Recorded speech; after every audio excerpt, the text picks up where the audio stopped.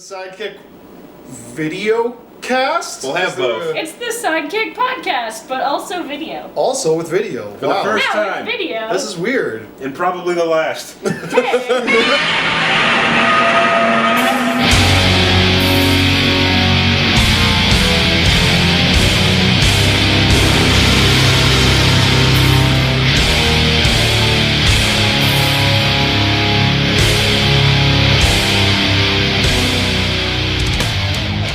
There's a weird Armageddon outside. We are not just disembodied voices. We have mass. We are truly human. What if we just got like green screen suits and like just had our floating heads do the video cast? I'm into this, but like, depending on how this virus goes, we might all end up heads in jars anyway. 6 feet apart. 6 feet. Yeah. Oh. So we still, things are falling apart left, right, and center, but we still got some comic books to talk about. This week, we Yeah. still have comics. We're all looking at comics for Wednesday, March 25th. Yep, it's true. So we read some comics with our eyes. Yeah. And we're here to talk about them with our voices and also our faces. Their now. faces and hands and legs. I think the hot topic here this week as we went through the comics was definitely Transformers and Terminators. Transformers versus Terminators. I know, we Am I got allowed to number touch this one. display, or is that visual I mean, only? you can. I'm not going to. The way you said that. No, I want to. It's too big. I was gonna have a montage of images I and stuff. think you still can. It's a No. beautiful cover. Edit whatever you want in there. Oh. I get so tactile. Even when we podcast, I I'm know. like this. Yeah, I like to look at, You but can't- it's a gorgeous cover. It's a nice looking book. We got Actually, this is a good cover. I really like Is it and or versus? No, I can't even. Transformers. No, it's just The Transformers the Terminator. Transformers the Terminator. Okay. And then it's got this cool like back logo too. In case you're looking for your next tattoo, right there. This could be yours. Rob could touch his up. He's already got half that tattoo, right? Actually, the art inside is actually not bad. No, Pretty this is really good. So So this book, I mean, I know we all kind of expected like the Autobots versus Terminator. Not for 1,000 years would I have guessed this would be the Yeah, storyline. it is not. It is not Autobots versus the Terminators and Skynet. That is not what the direction they're going with. The impoverished community of this comic book is Skynet. Yeah, it's basically. Is- If I were to pitch this book, I'd be like, okay, so in the future, Skynet and Terminators live in the world. The Decepticons are attacking and destroying them. So the Yes. Terminators send a Terminator, like a skin suit Arnie Terminator, yeah. back to modern day-ish to destroy the Decepticons. From awakening from their awakening million-year-old slumber in the to volcano. preserve the main Yeah. life of Earth, which is Skynet. Yeah. Yes.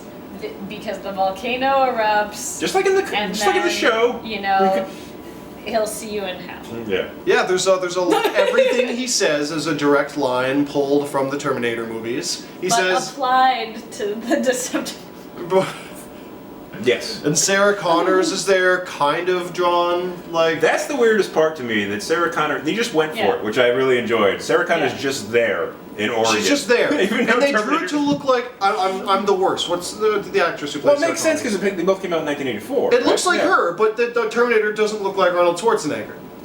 Yes. Well, he Yes. has a likenessing thing, right? And I think you could That hide. makes sense. I'm not yeah. sure But- you're supposed to. But Arnold. but for her, they're like, whatever, we'll make it look like her. I don't think there is as hardcore like a press release sort of pizzazz against. doing That makes Yeah. more sense. Yeah. Yeah. She's not Arnold Schwarzenegger.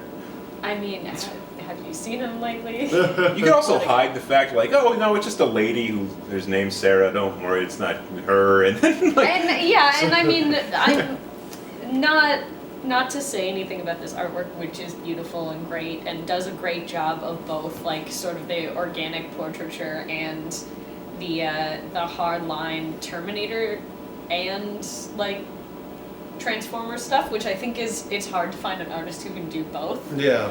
Because they're distinct things. So like I definitely applaud that. But yeah, there's a genericness to the way some comic artists draw women that can kind of lend itself to being like, it just kind of looks like her. yeah, exactly. Lady. They have some freeform lady going on. Yeah. Free for Terminators going on. There's some free for Decepticons going on. We don't know. We don't know, but it's a time. Starscream's in it. Starscream's there. Yeah. Sarah Connors is there. Is Megatron gonna make an appearance? You gotta read it. We do. Gotta wait Yeah. and find out. Yeah. But oh my god, the fact that the Skynet is the So yeah, as the hero, you have pitch to me the plot. I did. Yeah. I did. No, yeah. Yeah. We did it. We got Yeah, it. No, okay. it's on It's on the We're thing. filming on 35mm. Super 70 now. I still have no idea what's gonna happen next. I don't know what's gonna happen. Is it just gonna be like 4 issues How- of Terminator fighting Decepticons? Yeah, Who's gonna team up versus who? How in the world are they going to deal with this threat? We don't know. I don't know. What other playful franchise is gonna get thrown in the mix? We don't know. Oh, these schematics in the back are great. Yeah. Yeah. Ooh, those are nice. Transforminators. Yeah. Very good. So we'll have to see what happens. How many issues is this? You know? Between 4 and 6. Okay. I'm not sure. Hopefully 6. Yeah. I would take 6 issues for sure. Hear that, IDW? Another interesting issue 1 we got was in the next series in the Marvel Snapshot comics. Yes. You know, last week, a couple weeks ago. I don't know. Time Last is relative. week. Yeah, it seems like 1,000 years Time ago. means Oh, nothing. we're just letting me Vanna White every comic now. You let Harrison do it. You said you were tactile. I did, only when I'm really excited about a thing. So we got Marvel So you can Snapshot. see how I feel about this. So we got Marvel Snapshot's Fantastic Four, which is funny because this book is really only about our boy, the Human Torch, aka Yeah. Johnny Storm. Yes. Basically, I guess what Marvel Snapshots is doing is giving us a glimpse of like the human side of these heroes, really like sort of how Yeah. their human side, how they deal with the public, how they deal with their demons. Yeah. How they, So last time in Snapshots we got Namor. yeah. So that was about 2 weeks ago. And it talked about how he was also traumatized by the events of World War II. Yeah, so it's like here's a Golden Age superhero dealing with PTSD. Yeah. And it's like, and now here's a Golden Age superhero dealing with a highly televised high school reunion. You know, trauma is relative. Trauma is relative, and we all have our points of contention. So the main sort of the cipher of this comic, like the main character we follow that's not Johnny Storm, is his high school girlfriend, Yeah. Donnie, Donnie. which is a popular name nowadays.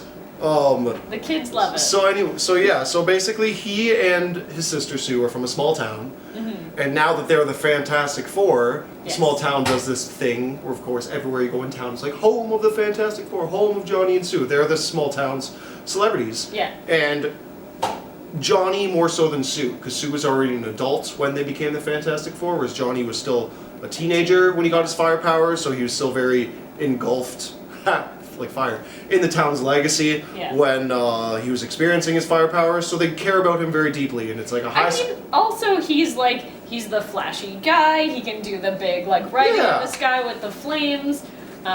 You know, he loves to be the center of attention, so it's easier for him to sort of champion that experience. Yeah, so there's Yeah.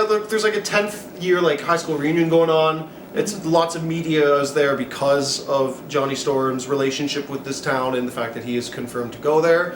And it's not like a bad guy is attacking and Johnny Storm's saying it's just like a human look at how the Human Torch like deals with his fans, deals with his old friends from his hometown, and maybe playing with those expectations a bit. If you want just like a slice of life story, like I know when we talked about the first Marvel Snapshot, the question you asked was like what does this tell me anything new about the character? Like why am I Yeah. picking this up? Like you're gonna see a nice, very human, like caring, charismatic side of the Human Torch in this. If you're looking for a chapter that's just like a slice of life, how the big cocky firehead human deals with people in his day-to-day life, then this would be a really good story for you. I think it does a better job than like a lot of the recent, like even the Spider-Man team-up stuff with Johnny Storm in it makes him seem a little bit flippant, a little bit of Yeah. a dick. He is definitely softer in this Mhm. than I've seen him recently.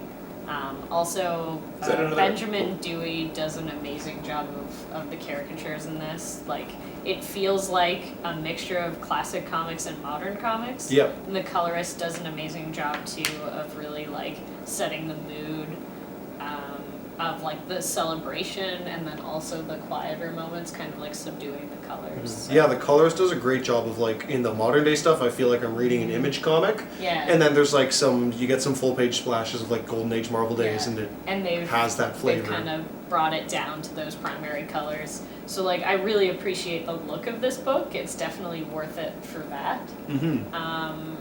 Do I think it does something like amazing and different for Johnny Storm? Not particularly. And is this a Fantastic Four book? No. Yeah. No. So if you like Johnny Storm, this one is for you. He pets Lockjaw in it. Yep. So you Always know, up for a comic with good boys. Is that an Alex Ross cover again? Yes, it is. Yes. Okay. That's what they're doing for these. We got all the I dig Marvels X and the Marvel and the Marvels and Marvels. There's a lot of Yeah. Alex Ross Marvel, especially we got a new preview as I was flipping through. Lots of like Marvels. Reprints, Cash-ins, redos, yeah. yeah. I don't know what it is about right now, but they've decided that that's sort of the train they're gonna ride, and that they're on it.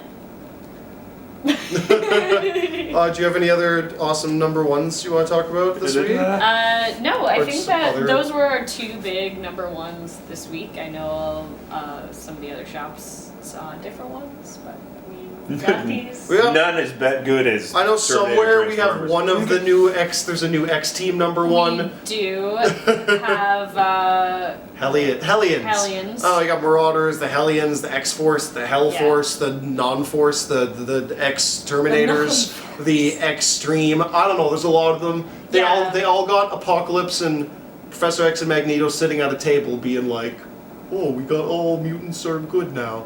And I feel like I'm and reading we this. know it's gonna fall apart. I'm soon. reading this. I said to Jay, I feel like I'm reading the same comic over and over again. Are they all interconnected? Are they all still? Yes. You gotta read Yes. every X-Men comic right now if you want to know what the hell's going on in this weird Jonathan Hickman text-based world. I know.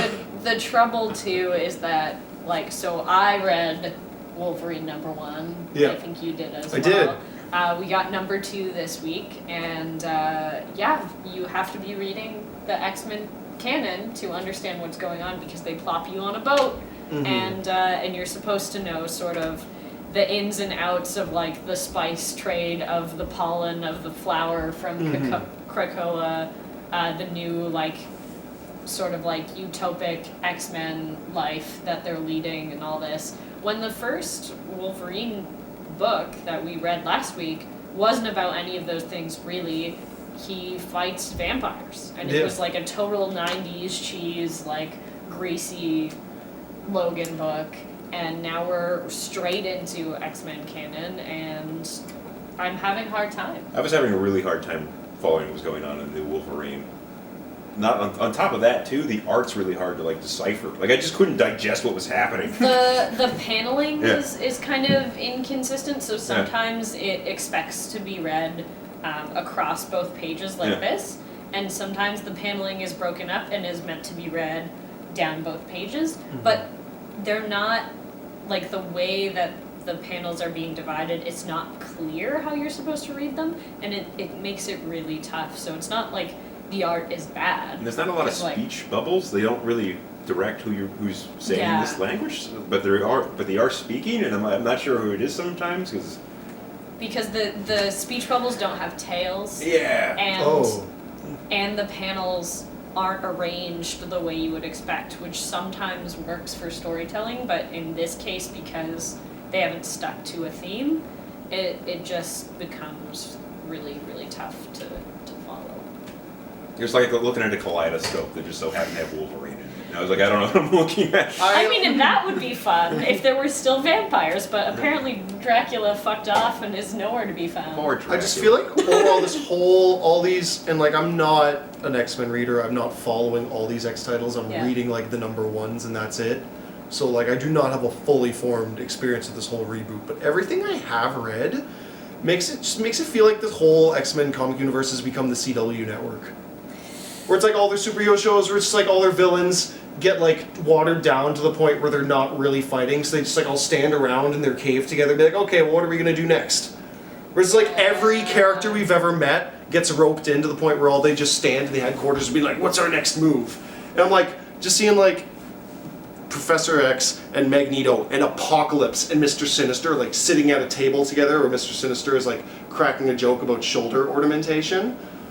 Yeah. Like I get like for every like But really opposing hero-villain dynamic you're gonna have for like mature readers, you're gonna get those characters in like kids' books, like having a tea party together. Like I understand that these characters exist in many different relationships to each other, but to me personally, seeing the characters in that space behave that way together just like completely breaks like the decades of relationships for me. But does Mr. Sinister still have like the flared shoulder? Yeah, that's why he mentions to someone else at the table, he's like, I will not have my shoulder ornamentation outdone here, because somebody else has more shoulder ornamentation. But he has the best shoulder ornament. Where's this book? Jay wants it now. I want to know. You just sold If the entire arc was about them talking about their shoulder and like pads and shit. Sold. Like, I don't know, to me, it's just like, it's very like CW network sitcom-y, or it's just like we just worked out all their characters' problems, so we can just put them in a room together because the fans like these characters, so let's just put them together. Like that's. Yeah, and I understand that, and I understand that they're trying to like by sort of resurrecting all the mutants and bringing in all the villains and doing it this way, they're trying to kind of like appease fans who have felt like it's been divided for so long. Yeah. And they don't recognize the X-Men anymore, so they're trying to like sort of like reintegrate everything so that then they can create a new like X-Men title that has like events and like villains and like classics. But yeah, that's what ends up happening, is that there's no plan, there's no like sense of dread, there's no stakes. When you have just like an island of people that used to like perform genocide against each other just like sitting down for tea and being like, well, we can resurrect our kids, so let's let in all the supervillains. I'm like, what are the stakes? What am I reading? What is going on? That's always kind of like the point of no return for a lot of these comic book characters, because they've been around for 50 years plus. That's the thing, is it's like I don't like, they've been around for so many years, I'm not like, right, the X-Men need to like change it up. Your character's been around forever. Like I'm all for trying to reinvent the story, and this is, like I said, all from the perspective of someone who wouldn't call himself an X-Men fan to begin with. Yeah. So well, just like the initial reason they created some of these characters, like the conflict that is just imbued within them, should have been solved over and over and over again. So it's kind of like, all right, well, what are we gonna do? Which makes the segue pretty fantastic, because the Hulk's been around for a while and it's never been better. Oh my gosh, we got Immortal Hulk issue 33. Yeah. It's like I don't know if it's a double length, but it's a thick boy. It's thicker. It feels long. But not in a bad way. I've talked before about how one of my favorite things in the Immortal Hulk, among many of my favorite things in the Immortal Hulk, is that at least once per issue, you can guarantee at least once you're going to flip the page and just have a double spread, like double page, gorgeous Joe Bennett drawing the Hulk doing the most horrifying thing you can imagine. Yeah. There are no less of 5 of those in this issue. There are 3 of them back to back to back, and then at least 2 or 3 others. I know. Like it's just so gross and icky amazing. and slimy and scary and so well written. Oh my god, the Hulk monologues in this, we all agree. Because I was the Hulk is talking, and Jay and Harrison had already read it, and they're like, you're gonna get tattooed, just Hulk is Hulk. Hulk is Hulk. Yeah, but it was like, and he's not allowed to Hulk, and you are all talking, and the Hulk doesn't want to talk. The Hulk wants to Hulk. It's like well, he's talking to himself in third person, so he's saying he's Hulk, but there's also multiple Hulks running around. Yeah. And he's having like inside Banner's head. It's like a squanch. Yeah. Let's just say whatever's in your squanch and people will squanch. Yeah. Which is kind of like a play on Smurfs, right? They all say Smurf. Yeah. Or Macklemore. But Immortal Hulk, it's original. It pays homage to its history. It's scary. It's thought-inspiring. It's action-packed. If you've never read a Hulk comic before, I had never read a Hulk comic before I started the series, and it's my favorite thing ever. People have read every Hulk comic ever, say it's their favorite Hulk comic ever. I didn't know you'd never read like any Hulk comic. Well, like I had think I have read It's with okay Planet to Hulk and World War Hulk okay. since It's okay starting to say, this. No, absolutely. Sorry, like I had read Yeah. Hulk comics here or there, but I was never a Hulk reader. Yeah, Like okay. I never collected. No, it's not like Immortal Hulk. Who is this character? I never.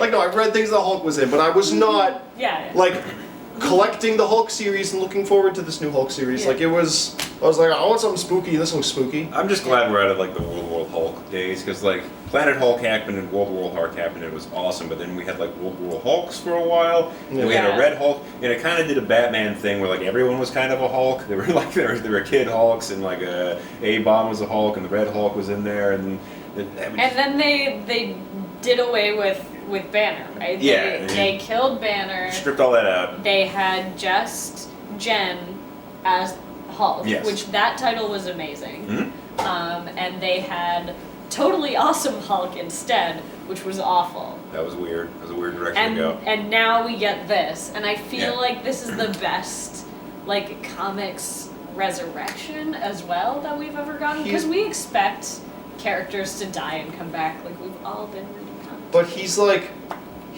a werewolf super genius.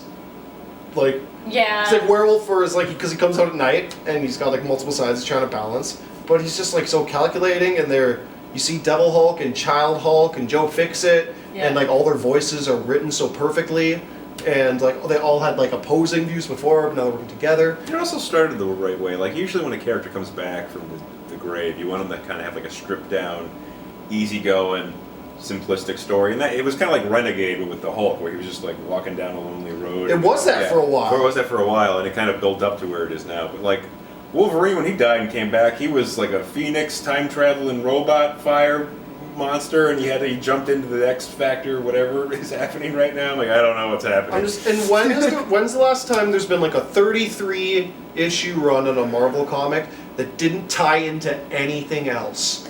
Didn't tie into Like, anything else and kept a cohesive storyline Yeah. with that specific flavor. Like there was like one like Absolute Carnage like one shot, One shot. and there was like Immortal Hulk showed up at like a Fantastic Four one shot. But they both like if you don't read them like they all mention them like offhand in the main comic, but it doesn't change anything. Yeah. Yeah. Like I just feel like the creators have such a vision, and the editors are just staying out of their way. Cause like, where was Hulk in War of the Realms? I'm glad he wasn't there because he was doing his own kick-ass stuff in his own comic. Like he hasn't appeared in any of this Marvel World stuff in 34 issues. It's just its own strong standalone thing. I mean, not to say that comics that exist in event canon and nothing else aren't good. Of course, sometimes. but there's a time and place for Punisher everything, right? Sometimes That's cute. Yeah, I yeah. love when comics tie in together beautifully and inform each other. But I also love when I can read a really An arc. long-running comic Yeah. and not have to worry about, oh crap, I didn't know this time. Oh, now I have to Curse of the White Knight, but we're back. Batman: Curse of the White Knight just ended.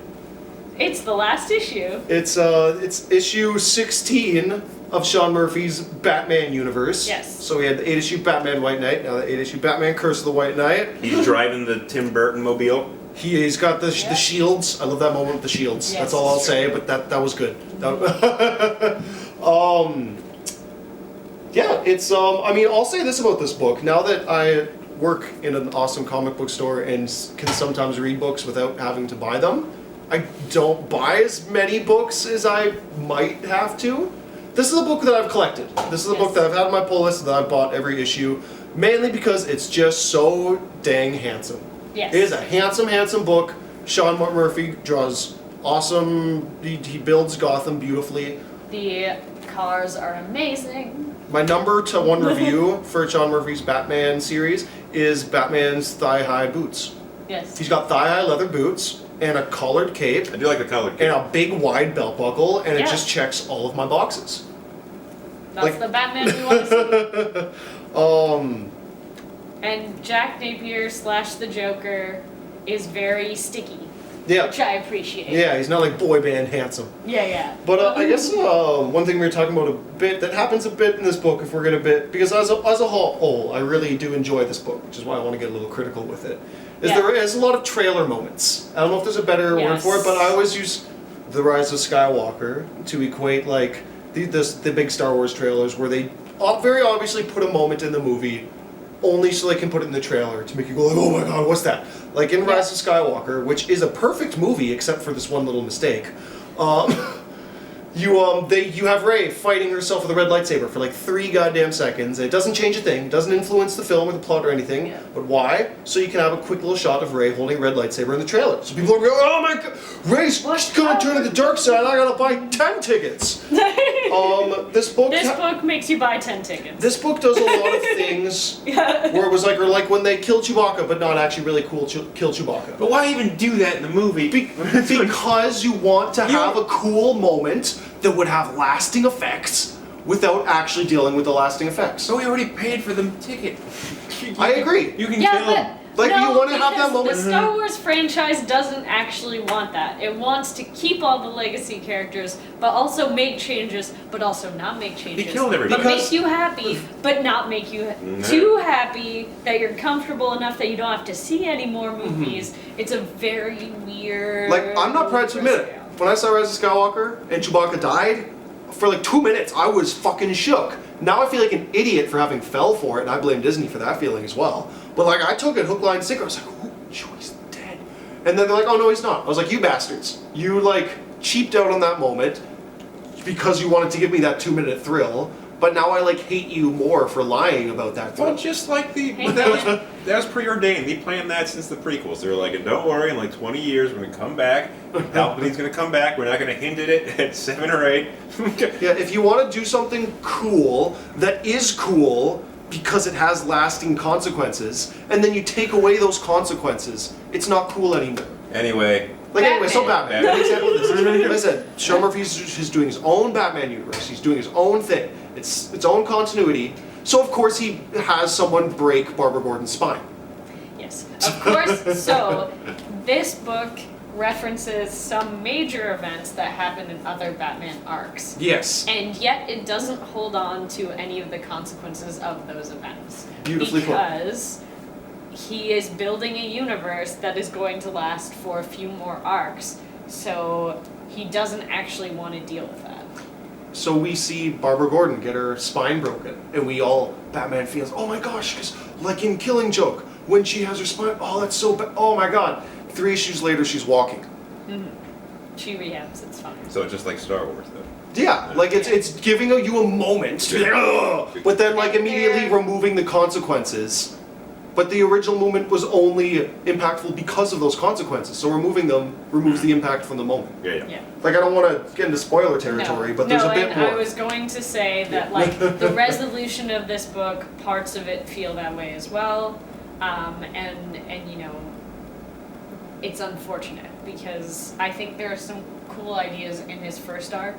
Maybe more of them, because he didn't have to play it as safe because he didn't know if he was going to do more. Yeah. And now it's gotten like more and more safe as time has went on because he realizes he has to keep this universe intact in some way. That's to so true. continue to write it. That's like I think a victim of long-running comics and long-running TV shows and stuff. You want to do a cool, short, little bundled story and do whatever the hell you want. Yeah. But I agree that you have to make it safer when you know you're going to get a few more runs out of it. Yeah. Because everybody's still got to be around for the next story. I mean, and DC has to stay on board.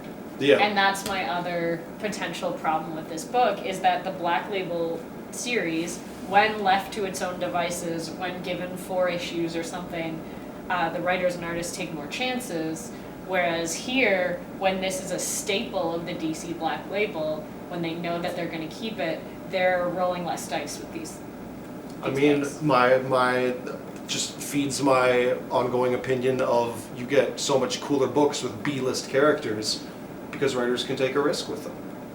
Comic Tropes has a great video on that using Moon Knight as a case study. But not only for him, but as generally as a whole. When these How did you stumble upon that? And when they're not as Harrison said Moon Knight, so you have to take a drink. but as you know, when you're Drink when more, you're the actually. staple of a franchise like Batman, you can't have Batman. You got to like a code book for what Batman can or can't do because you have to keep it safe because he's your bread and butter. Or you do a 4-issue run that you can just be like, and I'm done. Yeah. Because he's not your bread and butter and you can take a risk. Versus like Adam Strange Adventures, everybody's like, who? And you can have him do whatever the hell you want. Yeah. So It's kind of what you did with Mr. Miracle, right? Oh yeah, Yeah. because no one cared about that character, so they took tons of risks and made a really emotionally vulnerable story. which is why I think like the Eisner Award miniseries in The Waiting is the gritty Big Wheel reboot.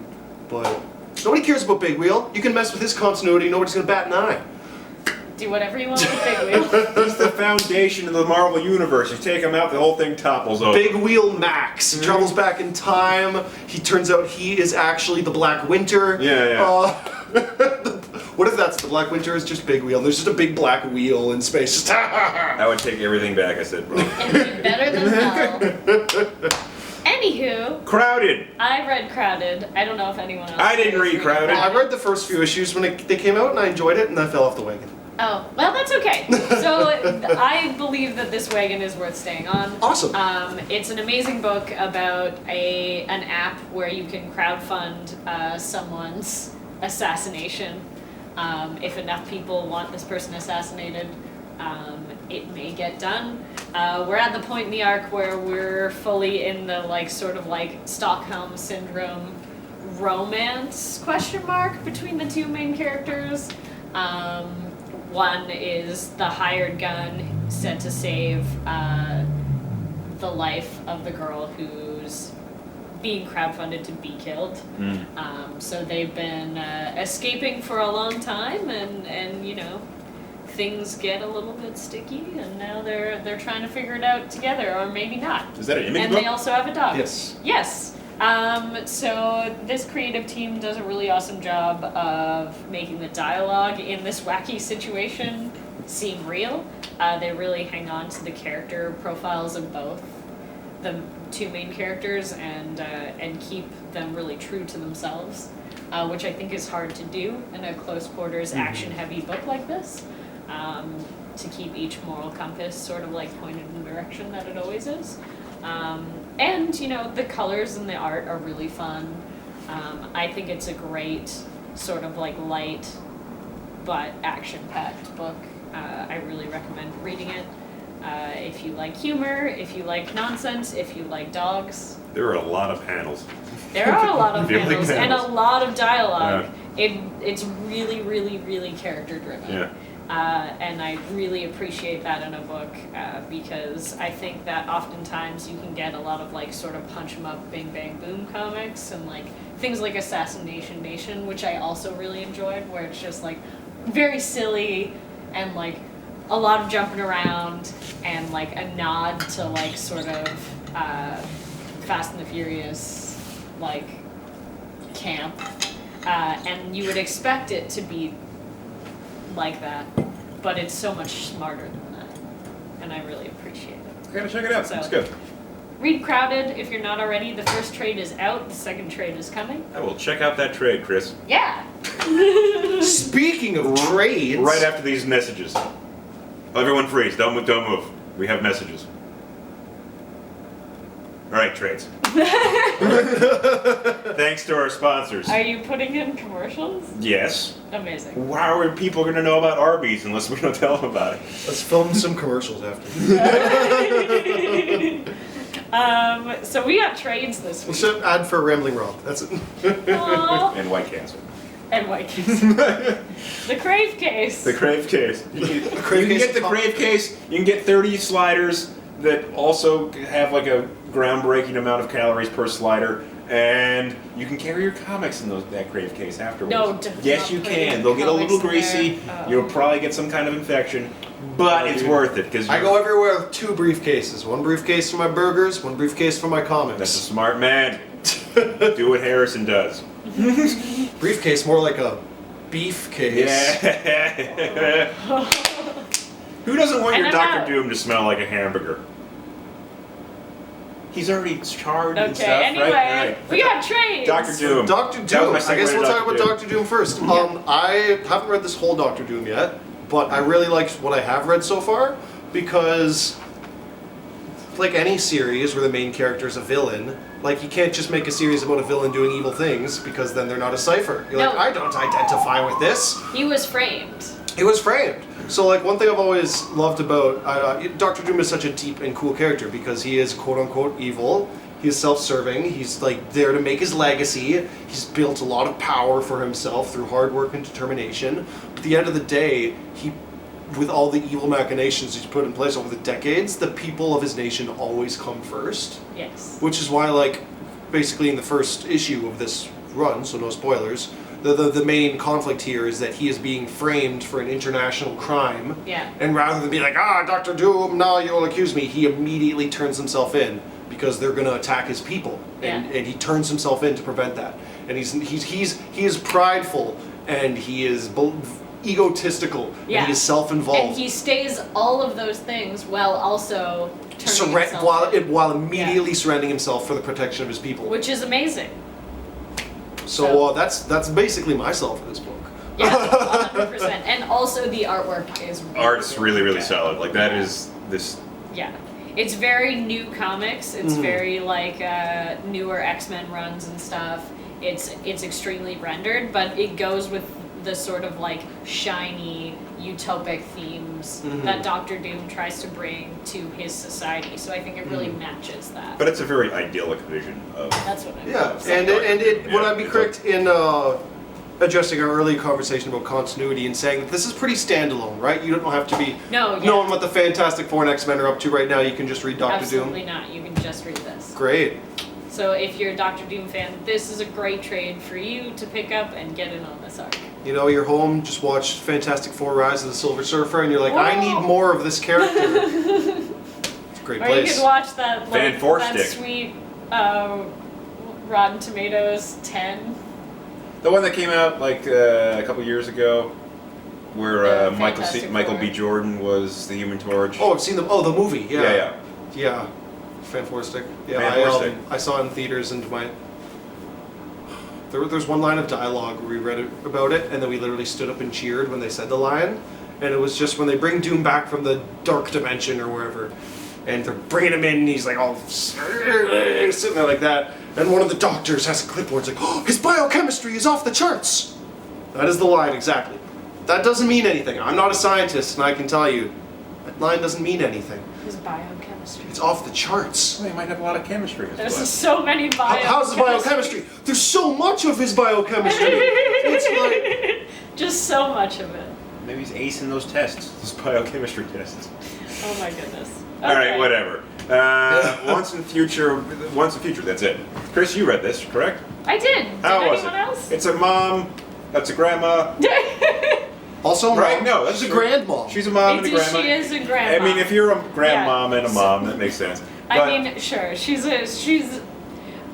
a man was raised by his grandmother. It turns out that she helmed a secret society that kept everything together, and it's based on like old Camelot lore. Yeah. She knows about monsters. She knows about magic. She's been fighting all those things for her entire life, and he had no idea. And now he has to get involved to save the world. And he has to be apprenticed to this cool grandma and fight dragons. I mean, he's mostly mad at her for not telling him what was up. I get it, that part of the relationship is delightful. If my grandma And fraught. if my grandma like took me out to the woods and showed me her like secret hidden cache of monster fighting gear, I'd be like, Grandma, you told me about this before. I'd be a little pissed, so like I sympathize with the guy. I mean, I don't sympathize at all. I wouldn't be surprised if my Nana did this. No, me neither. Yeah, having met her. I would be hurt that she didn't tell me sooner, but I wouldn't be surprised, and I would be delighted to be finally let in on it. It wouldn't take me long to flip the script. So I don't really agree with his reaction, but Art's great. But I get it. Yeah, and the art's great. The story is very funny, and the lore of it is very familiar. It's very sort of like it's like a more necropic take, which I enjoyed too. There's like a lot more like resurrecting the dead and sort of like sloppy, gooey nonsense. But they're and, cloaks. That usually comes with necrotic stuff. So much cloak action. So if you like cloaks out there, America. when are cloaks going to come back in like just a heavy As a winter cloak, fashion? like to wear out on the street? Hey makes man, sense. post this apocalypse, we could all go to cloaks, I think. I don't think it's gonna be summer, by the way. I guess maybe not. Maybe not. Cloak and gas mask would be the Cloak and Hulk gas look. mask. Oh, you know, I'm all about that. man. Everyone who didn't like Y the Last Man for a while. Cloak and It's gas true. mask. I'm going for a cloak. Cloak. I've decided. Like just one of those big ones that You wanna- closes right in the front and just has Yeah, like and- slits and- for your Furled arms. one, like with an animal skin. Yeah, but then with the big whatevers with the chain. Yeah, you The want clasp. to lure it. Yeah, but no, I want one that clasps like here, so that there's not like an opening in the front. It's like just fully closed But you off. get- how you It can- gonna- how you no, gonna it has reveal No, slits. I and have swords. to- It has yeah. slits for the arms. The And it's not a slits. cloak. Oh, It is. no, the That's a slits bathrobe. count. No, slits count.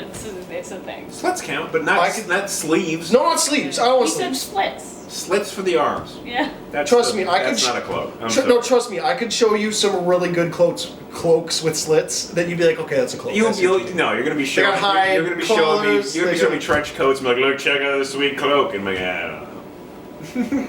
Oh, I want like the hood. You get the hood. You get the cowl. The big right? hood. Oh yeah, Yeah. I like a big hood. Yeah. Right, when you put on the hood and it's like it's a little It too does small, look- and like the shoulders come up because it's not long enough. You know, is Batman's cape a cape or is that a cloak?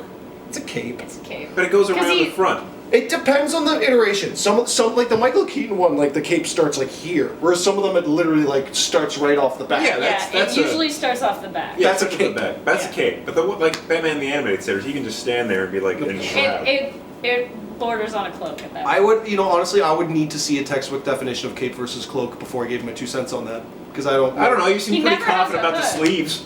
Yeah, there's definitely there's no hood involved, but I wouldn't say Yeah. a hood is necessarily integral to a cloak. But you wouldn't wear a cowl and a cloak, right? You would just wear a cape. And like how I mean, fuzzy his ears would get stuck.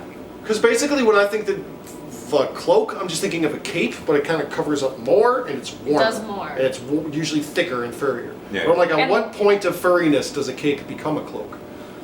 Black Hammer and Justice League. Next folks. week on Yeah, on the Sidekick podcast, is it a cape or a cloak? we don't have comics to talk about, so we'll talk about Cape or capes and cloak? cloak. I mean, we can. Just go through popular media. Cape or cloak. Cape or cloak. Black Hammer and Justice League. Anybody read this? I did. How was it? Okay, listen here. My trouble with Black Hammer Justice League. I love this concept. It's really, really fun. If you're reading the Black Hammer title, the regular run, they're stuck in sort of like a purgatory that is this farm. So, this title suspends the Justice League at that farm in the same way the Black Hammer characters were. My trouble with this is that the Dark Horse Black Hammer universe gave us like sort of like a Watchmen-esque cute alternative to superhero comics. This must be kind of a commentary. on Yeah. superhero comics. Yeah, it's sort of a supposed to be like commentary on the big team superhero Yeah. comics in a way, yeah. But suspending the Justice League there just makes it seem not relevant. Well, what are you talking about? Doomsday Clock. We just So have showed had us this. it showed us it could work. No, we've had Dark Justice or whatever that thing is What's that's Dark running Justice? now where Wonder Woman can do magic and they were all kind of like trying to keep this life tree alive or whatever. What? What do you? What? You didn't read this? No, I didn't read. Anyway. So we just had things like this is my point. They weren't suspended anywhere, but like Earth, they've been suspended on other alternate Earths before. Yeah. We've had versions of this. So kind of to put them directly on alongside each other just seems like that's what we're already talking But about. are the dynamics Yeah. fun? Are Black Hammer guys? I'm sure there's a guy It's named like- Mr. it's- Black and a guy named Mr. Hammer. Does he get in a fight with Superman? I didn't read any Black Hammer.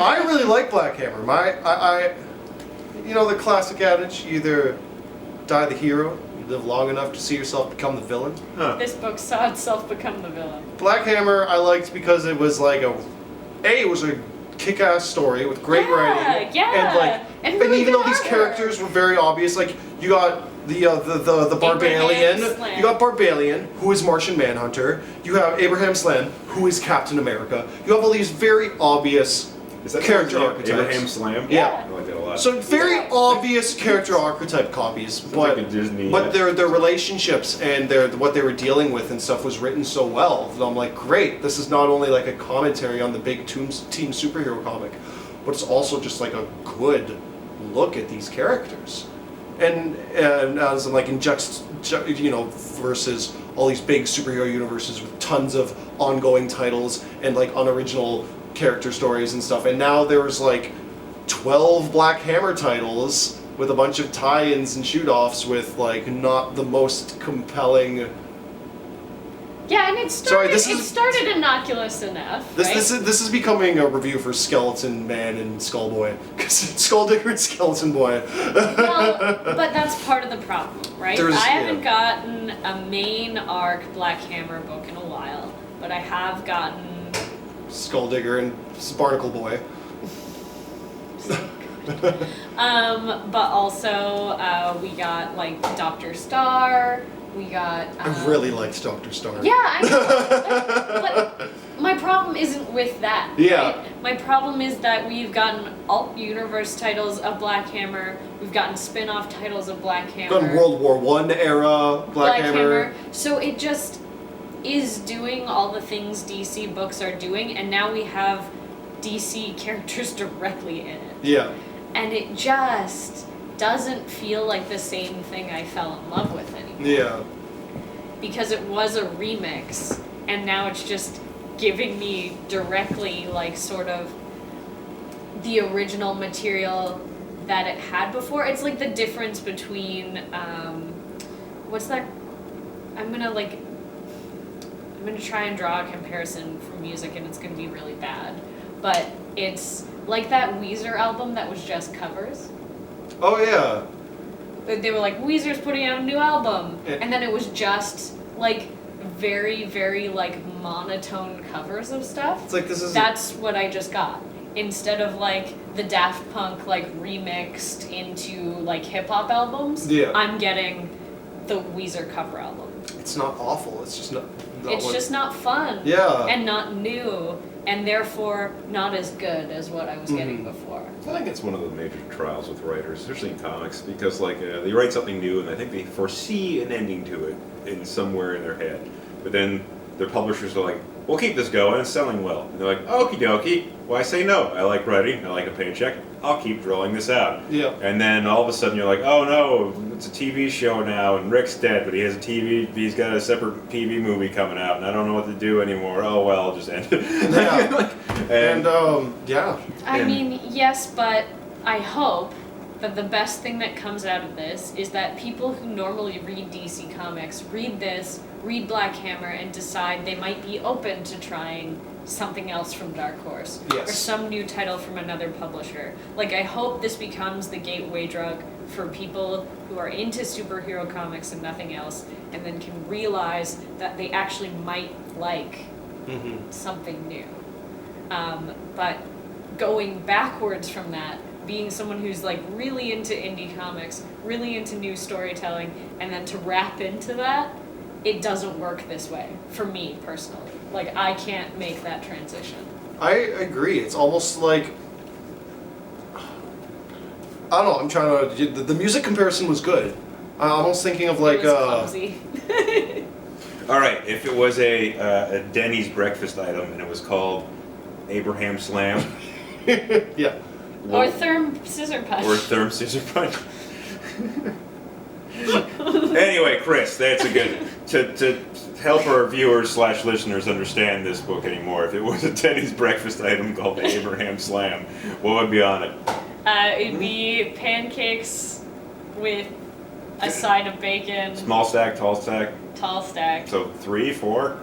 5. 5, alright, fuck, alright. Yeah, 5 pancakes, that weird petroleum stuff that isn't really whipped cream. And syrup. Like Yeah, it's not whipped cream. And then a side of bacon and home fries. That's just a breakfast.